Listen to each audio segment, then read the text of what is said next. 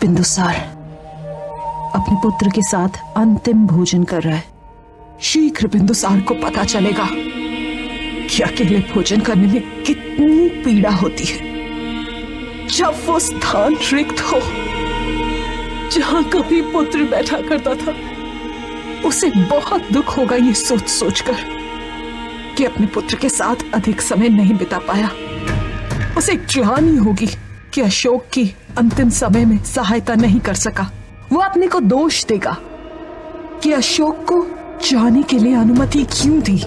तब वो समझ पाएगा कि हमारी पीड़ा, हमारी विवशता, उसका आभास जो हमें तुम्हारी मृत्यु से हुआ है। पर हम वचन देते हैं बिंदुसार की पीड़ा यहीं समाप्त नहीं होगी।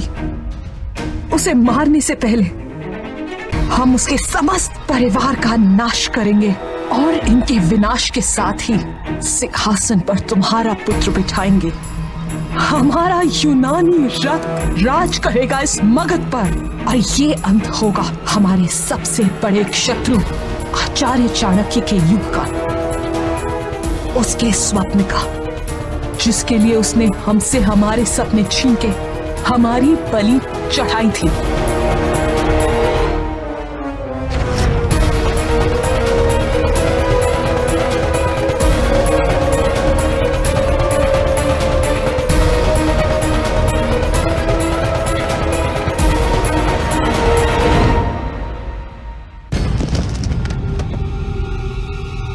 सेवक और स्वामी की कहानी सुनाइए ना। एक समय की बात है, एक सेवक था। उसने अपने स्वामी को वचन दिया था कि वो उसकी हर बात मानेगा, किंतु 2 वर्ष तक उस सेवक ने कर नहीं चुकाया। क्यों नहीं चुकाया? उसने कहा कि उसने जो कुछ भी बोया था वो सब बुरे मौसम की वजह से बर्बाद हो गया। उसने कहा कि वो बहुत घाटे में है, लेकिन उसके स्वामी को लगा कि वो घाटा नहीं, राज्य कर की चोरी है। और चोरी का परिणाम क्या होता है? दंड होता है। और जानते हो एक स्वामी से चोरी का दंड क्या है तक्षशिला में? मृत्यु होती है। अद्भुत पुत्र, अद्भुत। एक छोटा सा बच्चा भी यह जानता है कि तक्षशिला में स्वामी से चोरी का दंड मृत्यु है। तू बहुत बुद्धिमान है बेटा, बहुत समझदार। तू देखना चाहता है कि स्वामी अपने सेवक को क्या दंड देता है? हाँ।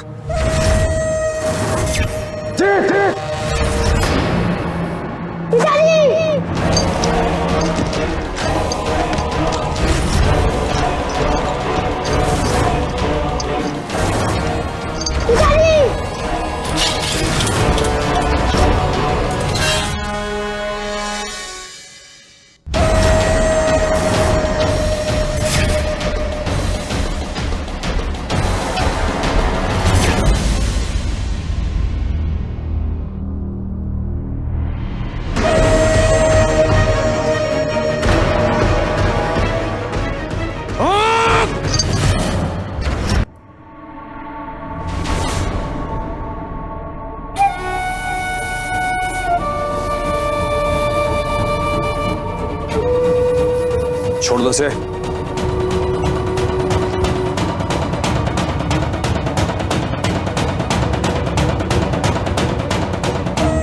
लोग कहते हैं मैं क्रूर हूं, निर्दयी हूं, लेकिन यह सब मुझे राज्य की व्यवस्था बनाए रखने के लिए करना पड़ता है, और उसके लिए कर चुकाना तो आवश्यक है ना। और अगर कोई कर ना चुकाए तो दंड भी देना ही पड़ेगा। लेकिन इस बच्चे के आंसू मुझसे नहीं देखे गए। इसके बाप को मैं इससे छीन नहीं सकता।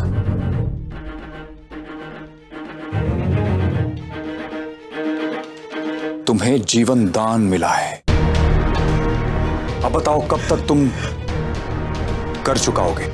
मेरे पास कोई संपत्ति नहीं है स्वामी, खेत तो आप पहले ही ले चुके हैं। कौन कहता तुम्हारे पास संपत्ति नहीं है?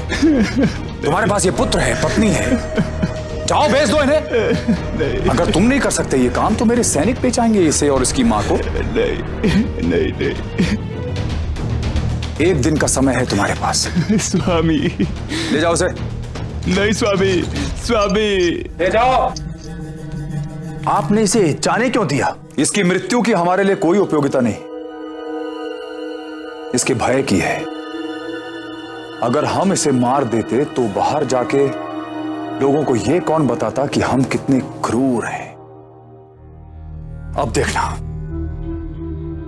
कोई भी अपना कर्ज चुकाने में विलंब नहीं करेगा। एक राजा को उसे अपनी प्रजा को अपने अधीन रखने के लिए अपनी प्रजा को भयभीत रखना अति आवश्यक है। किंतु अगर मैं प्रजा को ही मार दूंगा तो फिर राज किस पे करूंगा? स्वामी,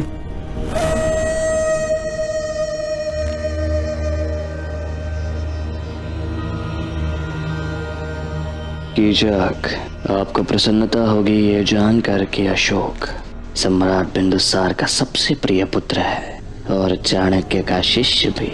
वो अशोक तक्षशिला के लिए निकल चुका है समुद्री मार्ग से। यदि उसे समुद्र में ही समाप्त कर देते हैं तो मैं मगध का सम्राट बन जाऊंगा और फिर आपको जो भी चाहिए मैं वो सब आपको दूंगा।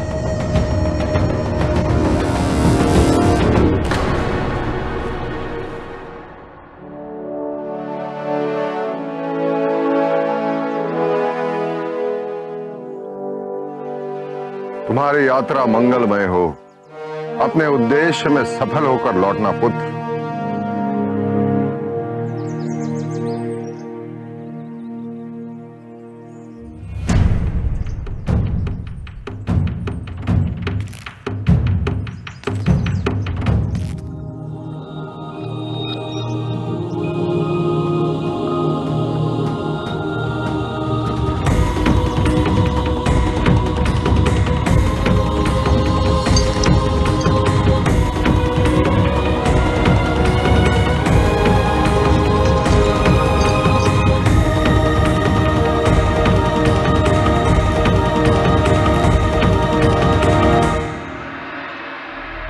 आचार्य तुम्हारा मार्गदर्शन करेंगे ताकि तुम उनके स्वप्न को साकार कर सको।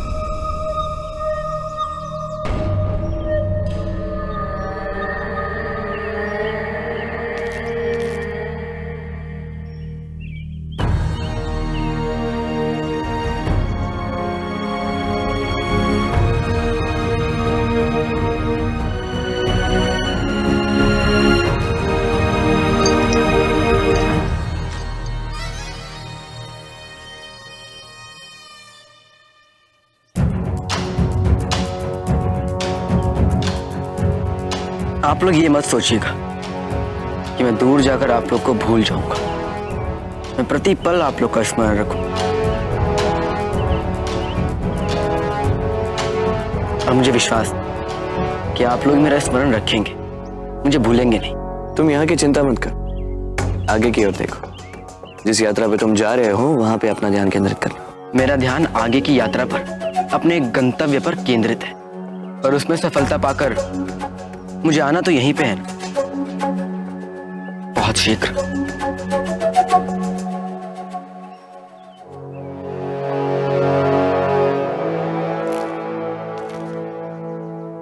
तुम्हें दुर्बल नहीं बनना, समझे ना? अपने परिवार के लिए।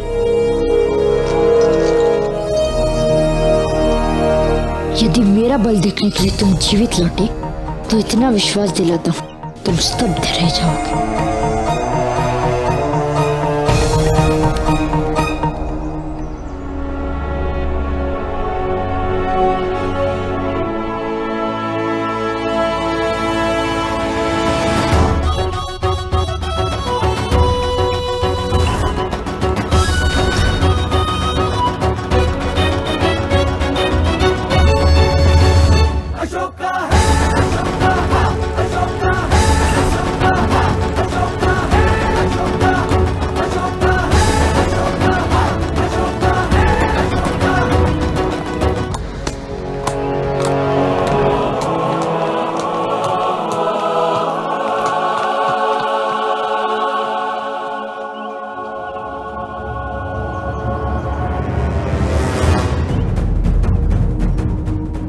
ये नए अध्याय का नहीं, नए युग का आरंभ होगा, यूनानियों के युग का।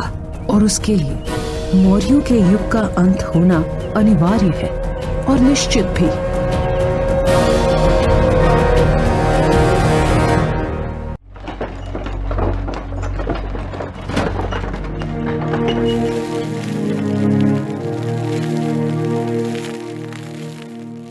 पवन की दिशा हमारी यात्रा के अनुकूल है राजकुमार। पवन देव चाहते हैं कि हमारी यात्रा मंगलमय हो।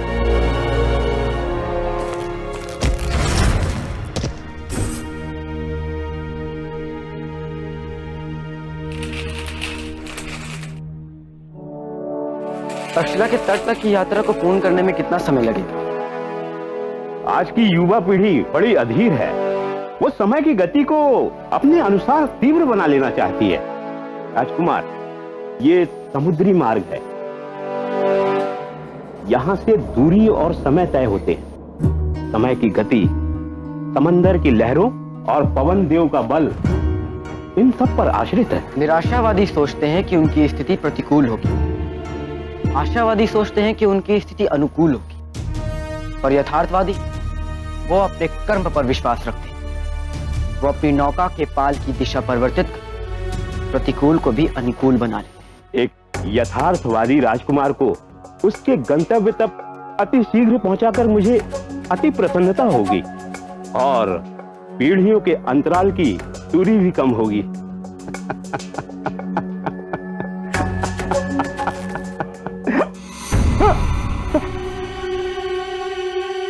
क्या हुआ?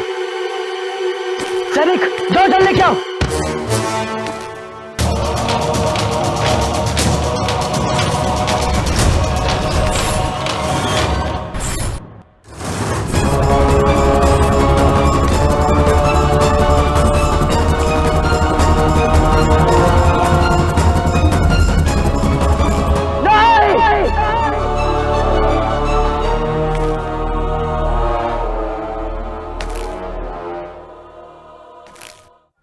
पर मुझे एक बात समझ ही नहीं आई। जब गीचक,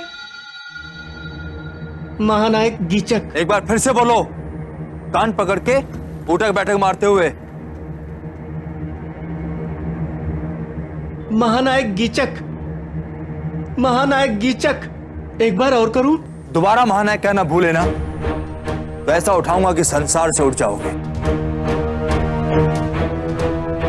हाँ, तो मैं कह रहा था कि महानायक गीचक जब नौका अध्यक्ष को विषपान से मार सकते थे, तो उन्होंने सीधे सीधे अशोक को क्यों नहीं मारा? सब समस्या ही समाप्त हो जाती। मूर्ख, यही अंतर है तुम्हारी सोच में और महानायक की सोच में। वो सोच आल आगे की सोचते हैं। अगर उसी स्थान पर अशोक को विष दे दिया जाता, हो सकता था अशोक का उपचार हो जाए, और अगर उसकी मृत्यु हो भी जाती तो वो मृत्यु नहीं हत्या प्रतीत हो, और इसका आरोप सीधा महानायक पे जाता। लेकिन यदि यही विष उसे तब दिया जाए जब वो तट से बहुत दूर हो, तो उसका उपचार भी संभव नहीं होगा।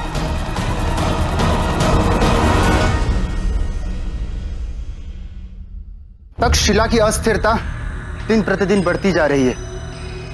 अराजकता का वातावरण है, हिंसा का वातावरण, और ये हमारा दायित्व है कि हम शीघ्र अतिशीघ्र अपने प्रतिनिधि वहां भेजें जो प्रेम और शांति के संदेश का प्रसार कर सके। तक्षशिला में इस समय किसी को भी भेजना नृत्य के मुंह में भेजने के समान। गीचक ने तक्षशिला विश्वविद्यालय के कई ब्राह्मणों और विद्वानों की निर्मम हत्या कर दी है। शांति कैसे प्रसारित होगी जब हमारी बात सुनने से पहले ही हमारी हत्या कर दी जाएगी? मृत्यु के भय से हम अपने कर्तव्य का त्याग नहीं कर सकते, और अवरोध तो किसी भी अच्छे कार्य में उत्पन्न होता है, पर अवरोध को दूर भी किया जा सकता है। यदि कोई हम पर आक्रमण करे तो हम उसके प्रहार को रोक सकते हैं। तथागत क्रोध और हिंसा के विरुद्ध थे, परंतु उन्होंने आत्मरक्षा के लिए कभी मना नहीं किया। यदि कोई नहीं जाना चाहता तो अंते आनंद का कथन सर्वथा उचित है।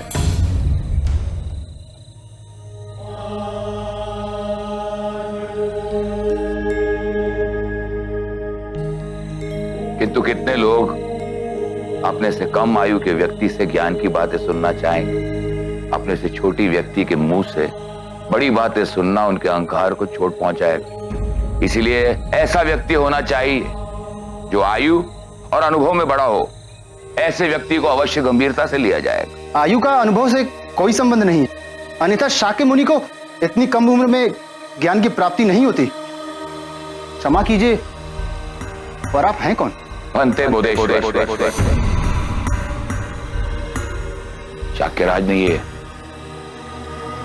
पत्र भेजा है। मुझे ज्ञात हुआ है महाखेर कि आप कुछ प्रतिनिधि तक्षशिला भेजना चाहते हैं। इस कार्य हेतु मैं भंते बोधेश्वर का नाम प्रस्तावित करना चाहता हूँ। भंते बोधेश्वर न केवल तक्षशिला विश्वविद्यालय के छात्र रह चुके हैं, उन्होंने उस काल में तक्षशिला विश्वविद्यालय में प्रशासकीय दायित्वों का निर्वाह भी किया था। इनके लिए वहाँ की परिस्थितियों को समझना सरल होगा।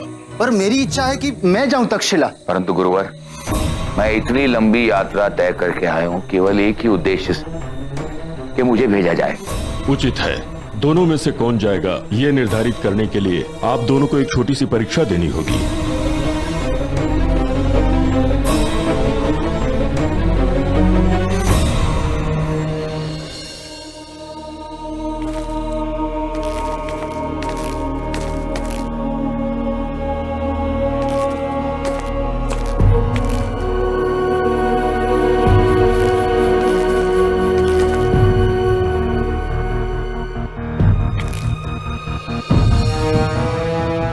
हमें शीघ्रातिशीघ्र अपने नए नौकाध्यक्ष का चुनाव करके यात्रा प्रारंभ करनी चाहिए युवराज।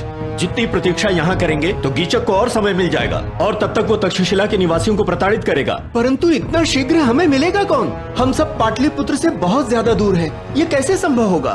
मैं आपके जलयान का संचालन कर सकता हूँ।